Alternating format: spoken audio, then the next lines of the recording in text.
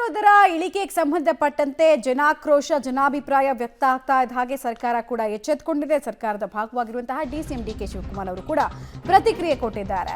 Metro ದರ ಕಡಿಮೆ ಮಾಡೋದಕ್ಕೆ ಒಂದು ಕಮಿಟಿ ಇದೆ, ನಾವು ನಮ್ಮ ಅಭಿಪ್ರಾಯವನ್ನು ಹೇಳಿದೀವಿ ಆಲ್ರೆಡಿ, ಆ ಕಮಿಟಿಯವರು ಅಂತಿಮ ತೀರ್ಮಾನವನ್ನು ಕೈಗೊಳ್ತಾರೆ ಅಂತ ಉಪಮುಖ್ಯಮಂತ್ರಿ ಡಿಕೆ ಶಿವಕುಮಾರ್ ಅವರು ರಿಯಾಕ್ಷನ್ ಕೊಟ್ಟಿದ್ದಾರೆ.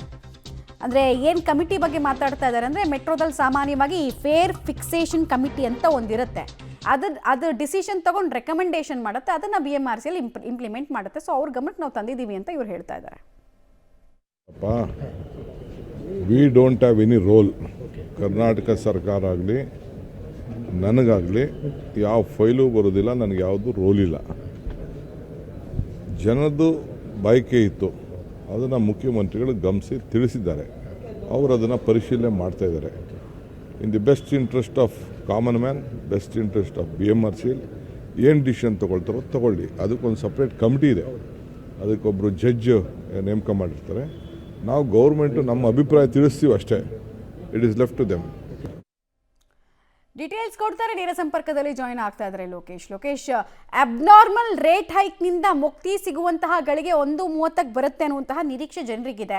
ಸೊ ಎಷ್ಟು ರಿಲ್ಯಾಕ್ಸೇಷನ್ ಸಿಗಬಹುದು? ಕೇವಲ 75ರಿಂದ 100% ಹೈಕ್ ಆಗಿರೋ ಕಡೆಗಳಲ್ಲಿ ಮಾತ್ರ ಈ ರಿಲ್ಯಾಕ್ಸೇಷನ್, ಅಥವಾ ಉಳಿದವ್ರನ್ನು ಸ್ವಲ್ಪ ಕನ್ಸಿಡರ್ ಮಾಡ್ತಾರಾ ಅಂತ? ಬಿಕಾಸ್ ಎಲ್ರಿಗೂ ಕೂಡ ಬೆಲೆ ಏರಿಕೆಯ ಬಿಸಿ ಒಂದಲ್ಲ ಒಂದು ಕಾರಣಕ್ಕೆ ತಡ್ತಾನೆ ಇದೆ. ಈ ಮೆಟ್ರೋ ವಿಚಾರದಲ್ಲಿ ಏನು ಡಿಸಿಷನ್ಸು ಅಧಿಕಾರಿಗಳದ್ದು? ಮಮತಾ, ಮೆಟ್ರೋ ದರ ವಿಚಾರಕ್ಕೆ ಸಂಬಂಧಪಟ್ಟಂತೆ ಇಂದು ಮಧ್ಯಾಹ್ನ 2:30ಕ್ಕೆ BMRCL ಅಧಿಕಾರಿಗಳು ಒಂದು ಸುದ್ದಿಗೋಷ್ಠಿಯನ್ನ ಮಾಡ್ತಾ ಇದ್ದಾರೆ. ಇವತ್ತೇ ನಿರ್ಧಾರ ಆಗತ್ತೆ ಅಂತ ಹೇಳಲಿಕ್ಕೆ ಬರಲ್ಲ. ಆ ದರ ಮಾರ್ಪಾಡು ಮಾಡಬೇಕು ಅಂದ್ರೂ ಕೂಡ ದರ ನಿಗದಿ ಸಮಿತಿಗೆ ಹೋಗ್ಬೇಕಾಗತ್ತೆ. ದರ ನಿಗದಿ ಸಮಿತಿಗೆ ಹೋಗಿ ಅಲ್ಲಿ ಫಿಕ್ಸಡ್ ಆಗಿ ನಂತರ ಕಾನೂನಿನ ಪ್ರಕಾರವಾಗೇನೆ ದರವನ್ನು ನಿಗದಿ ಮಾಡಬೇಕಾಗತ್ತೆ. ದರ ನಿಗದಿ ಸಮಿತಿ ಫಿಕ್ಸಡ್ ಮಾಡಿರುವಂತ ರೇಟ್ ಅನ್ನ ನಾವು ಜಾರಿ ಮಾಡಿದ್ದೇವೆ. ಆದ್ರೆ ಕೆಲವೊಂದು ಕಡೆಗಳಲ್ಲಿ 100%, 75%, 90% ಈ ರೀತಿ ಜಾಸ್ತಿ ಆಗಿದೆ ಅಂತ ಏನು ವರದಿ ಬಂತು, ಆ ವರದಿ ಬಂದಾದ್ಮೇಲೆ ನಾವು ಮತ್ತೆ ದರ ನಿಗದಿ ಸಮಿತಿಯನ್ನ ಪರಿಶೀಲನೆಯನ್ನ ಮಾಡ್ತಾ ಇದ್ವಿ.